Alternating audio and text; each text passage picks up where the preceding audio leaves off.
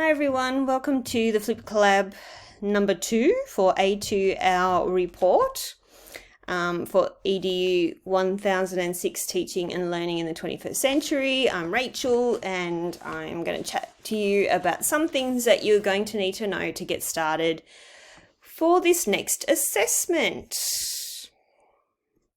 So if you haven't had a look at the learning materials and the assessment details and the things that are provided in the unit, go and have a look so that you can get a bit of an insight into what it is that you need to do. You'll notice that it is called a report, but what we are planning on seeing from you is a report that's in a magazine article style. So I've given you some magazine articles here based on an early childhood sort of setting in terms of your magazine article. Now, this magazine article / report is due in week 9, which is the 17th of Jan. It's 1,000 words and it is worth 30% of your total mark. So what are Rachel's top 5 things that you're going to need to know to get started? So these are the things that, it's not comprehensive, it's not everything you need to know, but things that I've decided are good places to start and things that you'll need to consider perhaps early on and make some decisions about now while you're thinking about this assignment before we have our interactive collaborate next week. So let's have a look at what we've got in the assessment details. So we're going to be using our skills and knowledge and understanding that we've gained from our discussions and readings so far in the unit, and we are going to use that to choose one of the following topics. So we've got 5 to choose from, which is always lovely when there's a choice, and from that you're going to choose one thing. We've got gendered childhoods, we have, or perhaps limitations on gendered childhoods, the value of early childhood education matters. It's not just a prep for school. We're having a look at different curriculum approaches. You're going to choose one and tell us a little bit about it and how it can advocate for children. You could look at ethical and pedagogical impacts of social media. And the last one is about digital technologies. We're going to have a look at each of these individually, but that's your choice of topics. And in the assessment details, if you actually click on this link, click on that blue tab there, it actually brings you to those 5 topics and a little bit more about them, a little bit more detail and things that you'll need to include. So it's actually quite worthwhile clicking on that little blue link there and having a read, and it might help you decide and help you also write your report in terms of what things need to be included. So let's have a look at topics. Number 2, topics. You need to choose one. So let's have a look. Over the next few slides, we're going to break down each of the topics. Obviously, we can't do that in so much detail in a short flipped collab, but it's just enough to get you started and get you thinking about what kinds of topics you might enjoy and which one you might want to research more about. It could be one that perhaps you know nothing about and you're really keen to find out more, something that's piqued your interest, or maybe something as easy that you know a lot about and you think that you would be, because you've got such strong opinions about it or you know a lot about it, you think that you'd be able to write a great article about that particular topic. But it's completely up to you. You do have to choose one of the 5. You can't come up with your own, so you do need to stick with one of those 5. Now just remember that it is an article that is meant for people in the teaching profession and people who are perhaps early childhood trained teachers, people in the education field. So it's a little bit different from A1 where we had our target audience as parents. This time our target audience is educators. So our tone and our professional speech and academic tone perhaps can be a little bit stronger, and we perhaps don't need to explain things in layman's terms as such. So assume that your audience is an education professional and assume that they have a certain level of knowledge about these particular subjects. You don't need to explain everything from scratch. You do need to explain what certain elements are, but you can assume that your audience has a particular level of knowledge.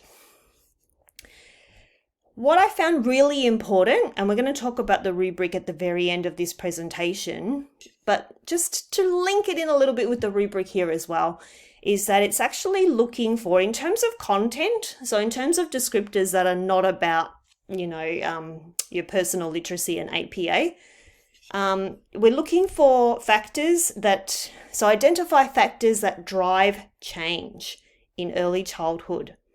So in all of them, from past all the way up to HD, just in varying levels, you're going to be identifying the factors, the things that influenced change in early childhood. All of these things have factors that have created change in early childhood.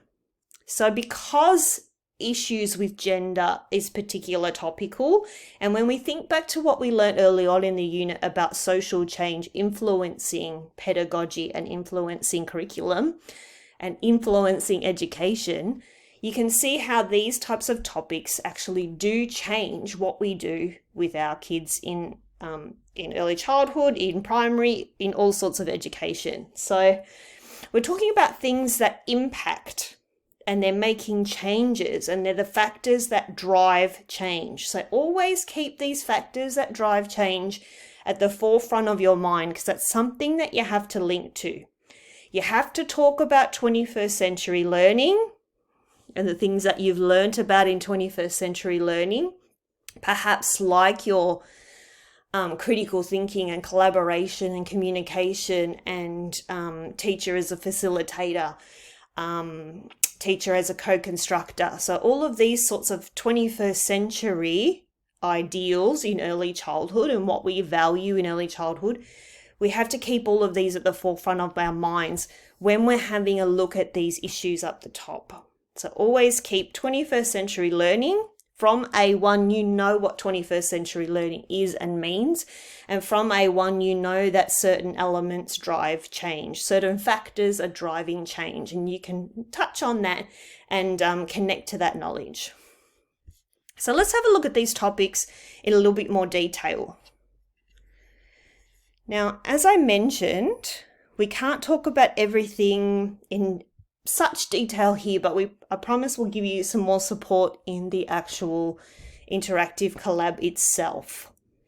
So gendered childhoods, what does that mean? And just remember that the topic asks you to have a look at the limitations of gendered childhoods. But that doesn't mean that you can't also touch on why having a non-gendered childhood in an early childhood setting is beneficial for kids. Now, with all of these topics, we really have to keep our early childhood hat on and make sure that we don't get into things that are perhaps too broad or things that are happening to kids at home. We don't want to talk about things like kids playing with prams with their dads at home, because that's something that's happening at home. You could use an example of a child playing with a pram, but just use an example that's education based. So talk about your examples in an EC setting. So I've given you this breakdown, which I thought was really lovely because it came from a website called Lifting Limits. And it's just sort of probing questions to get you to think about any gender stereotyping you might see in your center. So there could be things like, gendered language, which I thought was really interesting. So if you have a look at this little box over here, are you saying, I don't think much of us do anymore, thank goodness, but do we say things like man up or don't be a girl or you're a wuss, or all of these sorts of things that hopefully really make us cringe now? But are we using language that can be very limiting to children and very gender specific or perhaps derogatory in some ways? So are we using gendered language? What's the limitations of that? You can analyze that in your report. Are we using things like gender stereotyping when it comes to toys? when it comes to, so we've got things like, the typical boys need to play with blocks and puzzles and constructions to develop spatial awareness, and dolls and imaginary play. That's a girly thing to do. We don't want boys in there. So again, something that we probably don't really see much of anymore, but there is still probably the underlying sort of gender bias that's still there in terms of what kids wear. What can they dress up as in the play corner? Can boys and girls play in the house corner? Can a girl dress up with her little hard hat and construction high-vis vest and play blocks? So is there things in the centre that you've seen or you heard of, or Google around or have a look at how we are limiting kids if we're just providing these particular gender stereotypes? And when we think about factors, remember I said at the beginning of this, we're always going to link back to factors that influence change. So we know, have a read. You're going to have to read within the unit, but also out of the unit to have a think about, like when I reflect on this topic, I thought to myself, well, you know what? Supporting good mental health means, if we're not being gender restrictive, and we're not if we open this up for kids and we give them the opportunity to get rid of these stereotypes and these biases, that's going to support their mental health. So how does good mental health help to influence change? Now, obviously, these things are important as a form of social change. So we should see evidence of that in the early years framework, that this is something that's important. This is something that is valued. How is it influencing change within an early childhood education setting? Again, we'll talk more about it on our interactive collab night. Our next topic is about valuing early childhood education. I haven't got the exact topic written down, but let's just jump back. Early childhood education matters. It's not just a prep for school. Let's jump back to that one. So this one really probably tugs at a lot of people's heartstrings if you've been an early childhood educator and felt quite undervalued, perhaps by people in society as a whole. So you could have a look at perhaps the stigma and the sort of glorified babysitter ideal that some people wrongly have, the fact that they don't value, people's qualifications and the high status of some people's education, perhaps in this field. Maybe there's not a lot of research into the importance of early childhood, and you might even feel that way with some educators too, where primary school and secondary school is where kids are doing all the real learning. So let's value that and let's invest money in that. You could look at even government investment and see where the government's pouring their money into, and it sort of shows you where their values lie. So I was thinking, why has this come about? Why is this hopefully something that's going to change, and people's perceptions of early childhood, it's not just get in there and play and the teachers just sit down and do nothing, as some people believe. It's just play with no formal teaching or intention, and that these factors are driving change. And I think a really important factor that drives change is that people have finally done research into early childhood and seen how many developmental milestones are happening, seeing how important the learning is at this stage. I think you can make a really strong point in your article about how, my gosh, we're not starting at 5. We can't just start investing in our kids' education at 5 years old on the first day that they start school. So what about, if kids are doing all of their main learning from 0 to 5 and the research shows that, well, how can this drive change in early childhood? How can this show us that we do need to invest in early childhood? It is valued. It's not just babysitting. It's not just playing. It is actually, it has pedagogical approaches of its own. It's has so many important developments for the kids, and kids who partake in early childhood education are so much better off. And all of these things that you're going to talk about in your magazine article, really showing how this sort of image and stigma around early childhood, we hope, is changing, and that it is becoming valued as an education in its own right, along with other forms of education like primary and secondary. Next one we're going to talk about is curriculum. So one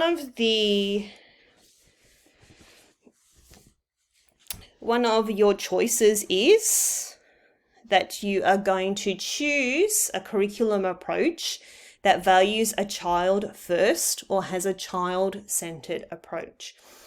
Now, there are quite a few of them, but good choices perhaps would be things like Reggio Emilia, that's very child-focused, emergent curriculum developed out of Reggio Emilia. So it's in a similar theme, anything play-based or inquiry-based you could have a look at. So you're going to have a look at the values that values the child first. So values looking at the child's needs, catering to a child's interests, developing ideas around the child. So what are the key theorists and key ideologies of your particular curriculum approach? So what is valued? How does it work? And what's the influence? In this, like for example, with emergent curriculum, the influence is actually Reggio Emilia. They've just moved, they've taken inspiration from Reggio inspired approach, and they've added things like the cycle of inquiry into emergent curriculum. So what is the influence, and how has this driven change? So when I was researching about emergent curriculum for one of my other units, we were having a look at how years ago, many of the early childhood approaches were quite Piaget-based cognitive theory, learning through, wanting to see that cognitive development and wanting to see things through a learning cycle, whereas this emergent curriculum was far more child-focused. It looks at environment, teacher as a co-constructor and a facilitator, the environment as being the third teacher. So there's all these factors and influences that come into we relate it to modern day Australian early childhood classrooms. So how have these approaches influenced what we do now? We should see elements of them in our current day early childhood centres. And why have they influenced? How have they made changes to the early childhood setting? Why has this happened? What are the factors that influence change? What are the factors that drive change? Is it because we've suddenly realised that early childhood students learn better in this manner, where they are the centre and it is child focused, and the educator is catering to them at their point of need and at their point of interest? So why is it that these approaches became influential in early childhood? There must be reasons that you could have a look into. Your next one is the ethical and pedagogical impact of using social media and digital culture in early childhood practice. So when we think about social media, you can be looking at things like Facebook groups and Facebook posts that some kinders and early childhood settings have, Instagram, blogs, Seesaw, Storypark, all of these sorts of, pretty much any digital sort of application is fine to have a look at.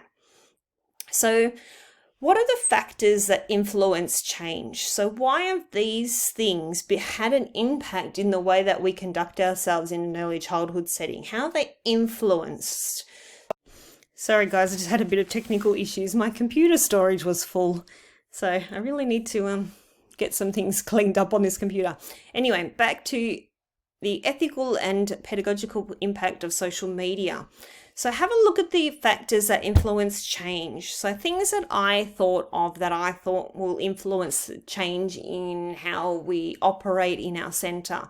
So things like privacy and confidentiality are absolutely going to be huge ones, because the way we conduct ourselves and We have policies and frameworks around keeping kids safe. So safe health and safety of children and staff. So obviously privacy and confidentiality issues are going to be a huge one in terms of social media. Accessibility, quality, and safety for kids. So you're gonna have to delve into how there can be some really amazing pedagogical impact, which is very positive in terms of social media and keeping parents connected and keeping educators connected, and what's really helping to drive, it's a connection to community, it's a connection to parents and families, and keeping that sort of relationship and network open. But then also there are the things that could be potentially undermining what we're doing.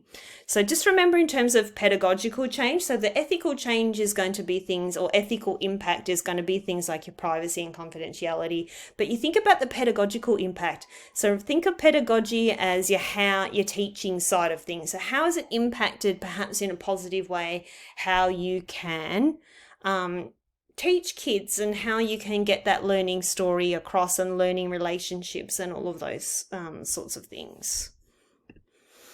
And your last choice is digital technologies in the 21st century.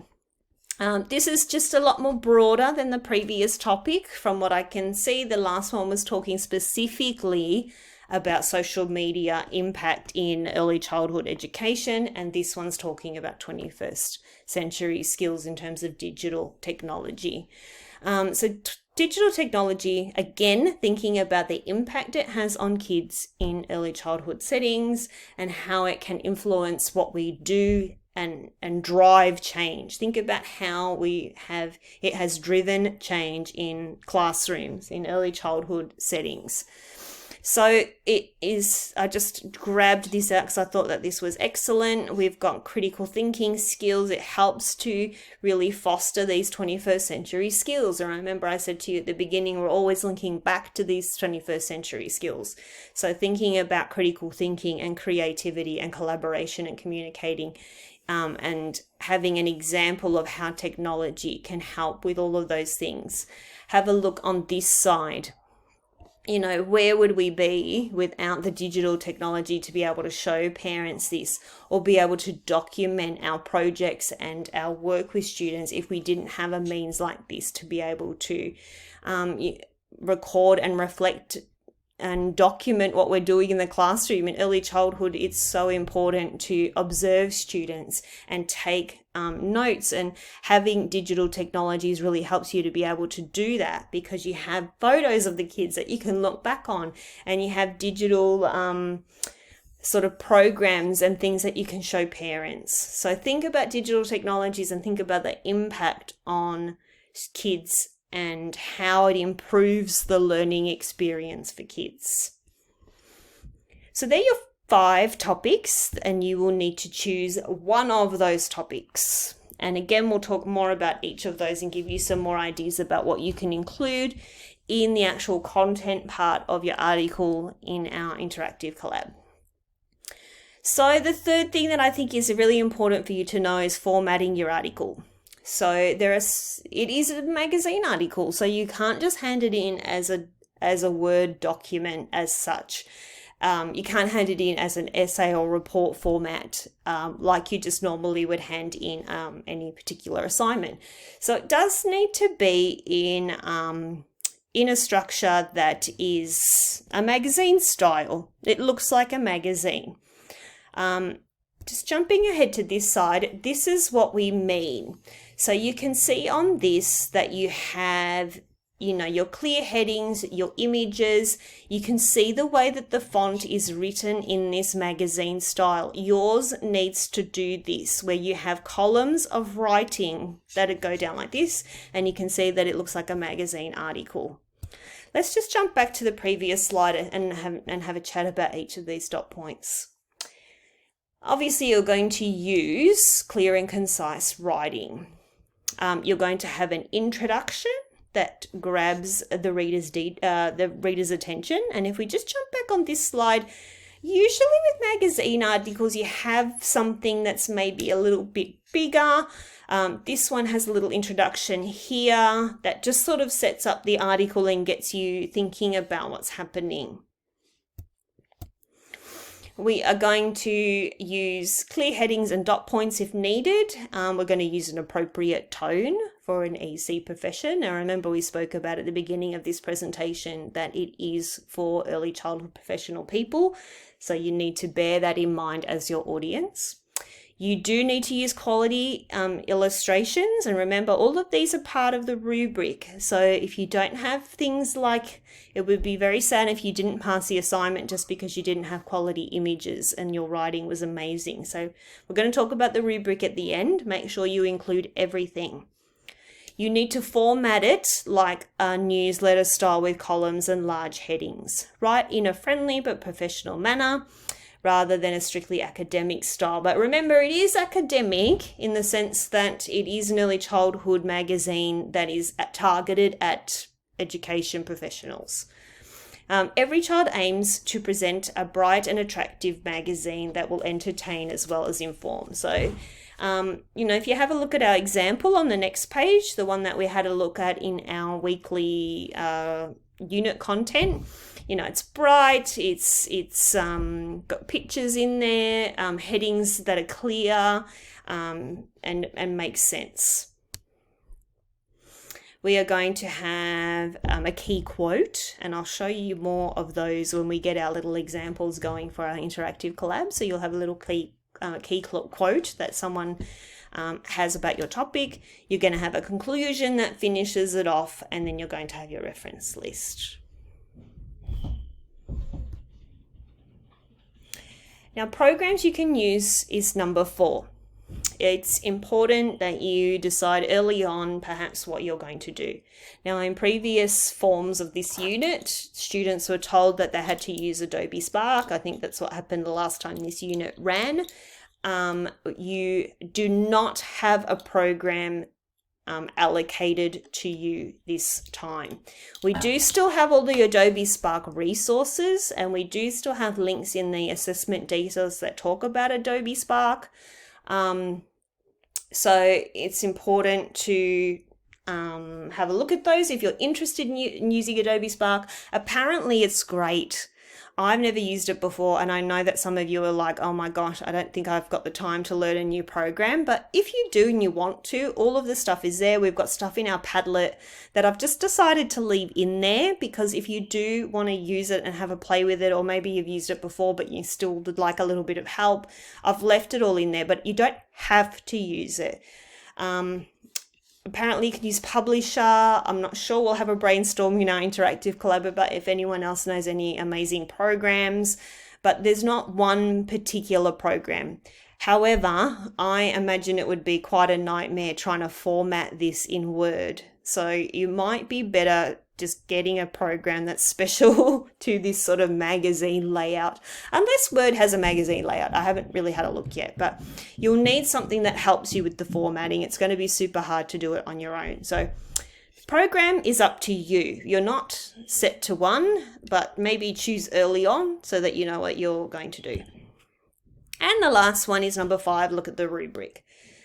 Now it's really important for you to have a look at the rubric, and I would sit there and I would actually tick off that I'd done these things just to make sure that there's no confusion or something that you thought you might have done but you actually didn't, because this is a holistic rubric, and if you haven't come across holistic rubrics before, they can be a little bit tricky, because if you haven't done all of the things in this box, then your ELA cannot give you anything higher than a 59. So you might have done, all of those things perfectly, except that you didn't include dot point 4, which is in the included images. That means that we can't move you up to the next stage, which is really frustrating for us when we see some amazing work, but it's just how this holistic rubric works. So go through each of them, and make sure that you understand each of them. Does your article connect to 21st century ideals? We talked about that. Have you identified the factors that drive change? We talked about that.